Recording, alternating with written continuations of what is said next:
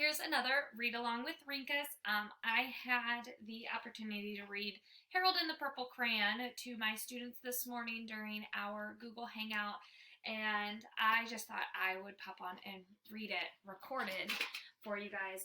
This is personally one of my favorites. It is Harold and the Purple Crayon by Crockett Johnson. And I will scoot up a little bit so you can see the photos.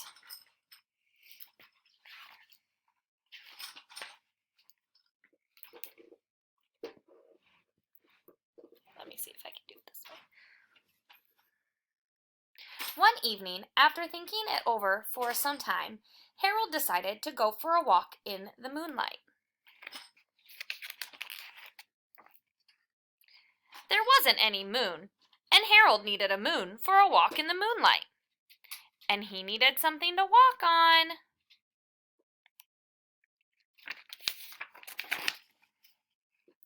He made a long, straight path so he wouldn't get lost, and he set off on his walk, taking his big purple crayon with him.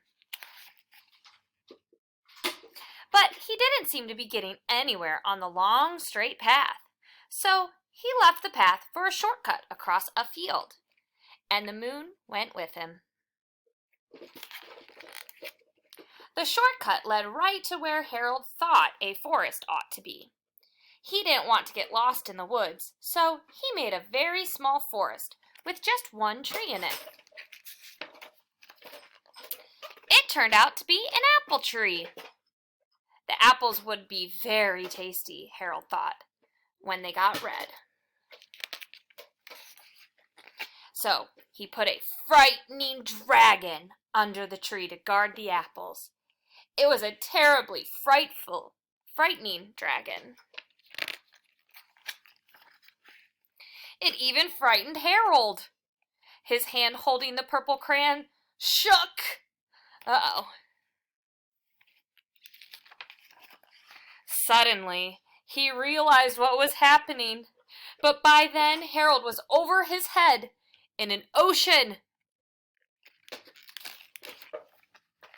He came up thinking fast, and in no time he was climbing aboard a trim little boat. He quickly set sail, and the moon sailed along with him. After he had sailed long enough, Harold made land without much trouble.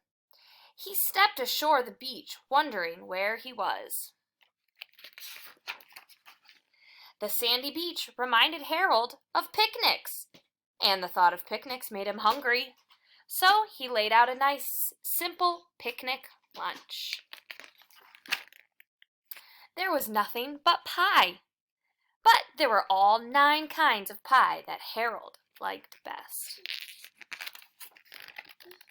When Harold finished his picnic, there was quite a lot left. He hated to see so much delicious pie go to waste. So Harold left a very hungry moose and a deserving porcupine to finish it up. And off he went looking for a hill to climb to see where he was.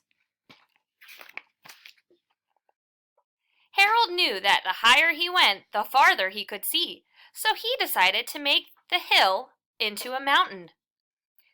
If he went high enough, he thought, he could see the window of his bedroom.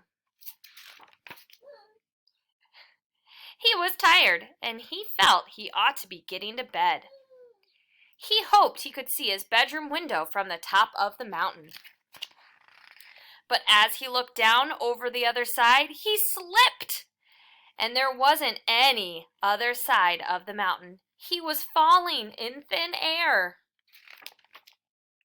But luckily, he kept his wits and his purple crayon.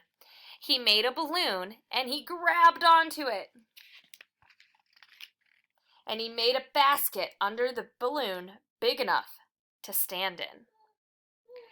He had a fine view from the balloon, but he couldn't see his window. He couldn't even see a house. So he made a house with windows, and he landed the balloon in the grass in the front yard. None of the windows was his window. He tried to think where his window ought to be. He made some more windows.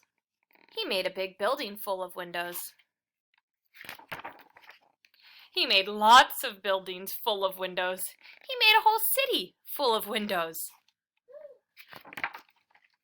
But none of the windows were his window. He couldn't think where it might be.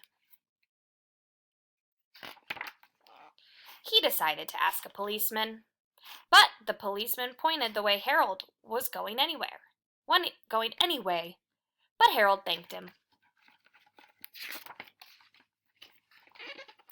And he walked along with the moon, wishing he was in his room and in bed. Then, suddenly, Harold remembered.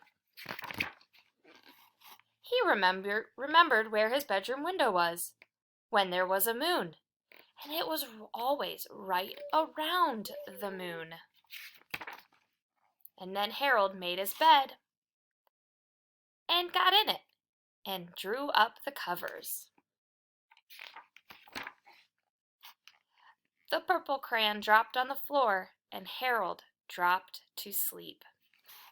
The end. This is one of my personal favorites, like I was saying, because I think it is just so great to talk about his imagination and kind of bending your perception a little bit. And it's got some good homonyms in it, and it's pretty fun. So I hope you enjoyed Harold and the Purple Crayon.